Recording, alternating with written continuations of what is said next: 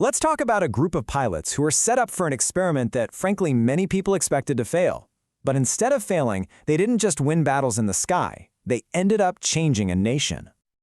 In an era of intense segregation, the prevailing belief was that African Americans were simply incapable of flying complex military aircraft.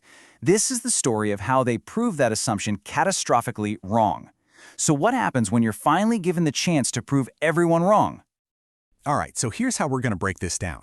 We'll start with how this experiment even got started, then see how this elite group was forged under pressure. We'll follow them into combat as the legendary Red Tails, explore their second fight against racism at home, dig into their incredible combat record, and finally look at the lasting legacy they created. To really get this story, you have to picture America in the 1930s and 40s. Jim Crow laws were the reality, enforcing strict racial segregation everywhere, and that was especially true in the military. Before this program, there had never been a single African-American pilot in the U.S. military, ever. So the experiment began, but it was under this intense microscope. Every single move was scrutinized. These cadets were under immense pressure to be absolutely perfect from day one, because they knew that any mistake, any failure, would be used as proof that the whole idea was a mistake. And this is a really important point. When we say Tuskegee Airmen, we're not just talking about the pilots, even though there were nearly 1,000 of them. The term covers the entire team of over 16,000 people. We're talking mechanics, navigators, nurses, cooks, everyone who kept those planes in the air. For every one pilot in the sky, there were 10 other people on the ground making that flight possible. This quote from Coleman Young just nails the incredible irony of the whole situation. The selection process was designed to be brutally difficult, to weed out as many black applicants as possible, but the effect was the complete opposite of what they intended. It ended up creating one of the most intelligent, highly qualified, and physically fit groups of cadets in the entire U.S. military. Then, in March of 1941, the program got this huge, totally unexpected publicity boost. The First Lady, Eleanor Roosevelt, came to visit the training field, and she famously just ignored her Secret Service agents and insisted on going for a flight with a black civilian instructor, a man named C. Alfred Chief Anderson. After about a half hour in the air, she landed and said this simple but incredibly powerful line. The pictures of her in that plane with a black pilot just spread like wildfire across the country. And that one event, that one photo op, had a massive impact. It really helped convince her husband, President Roosevelt, to finally send the unit into combat. And just like that, the fight moved from the training fields of Alabama all the way to the war-torn skies over Europe. First, the 99th Fighter Squadron, and later the whole 332nd Fighter Group, were deployed to the Mediterranean. Now, they flew several different types of planes during the war, but they became absolute legends in their North American P-51 Mustangs. And to make sure everyone knew who they were, they painted the tails of their planes bright red. That's how they got their iconic nickname from the bomber crews they protected, the Red Tails. And that right there was their main job. Their most critical mission was escorting these huge formations of Allied bombers deep into enemy territory. This was one of the most dangerous and vital roles a fighter pilot could have. It took an incredible amount of discipline and skill. But here's the thing, the battle against fascism in Europe, that was only one of their wars. Back on their own bases, the Tuskegee Airmen had to fight a second war, a war against racism and segregation inside their own military. The Freeman Field Mutiny is a perfect example of this. You have a segregationist base commander who illegally bars black officers from using the officers' club. So what did they do?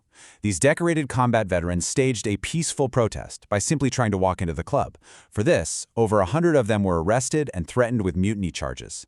It was this incredible act of nonviolent protest, really a precursor to the civil rights movement. And it took a young NAACP lawyer, maybe you've heard of him, Thurgood Marshall, to help defend them. So while they were fighting for basic respect on the ground, their performance in the air became their ultimate, undeniable argument against all the critics. The numbers they put up, well, they were just staggering.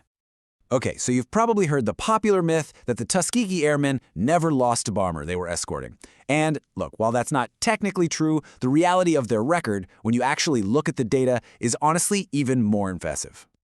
Let's just start with the sheer scale of their effort. Over 15,000 combat sorties. That's more than 1,500 missions. These guys were constantly in the fight. And they were good, really good. They were credited with destroying 112 enemy aircraft in the air, plus another 150 on the ground. This even included shooting down 3 of Germany's advanced Me-262 jet fighters in a single day. Now this slide right here gets to the truth behind the myth. So, over the entire war, they lost a total of 27 bombers to enemy fighters. But look at the comparison. The average number of bombers lost by the other P-51 escort groups in the very same Air Force was 46. So the key takeaway is this: their loss rate was way lower than their white counterparts. It proved they were exceptionally good at their primary mission, protecting those bombers. And you better believe their excellence was recognized.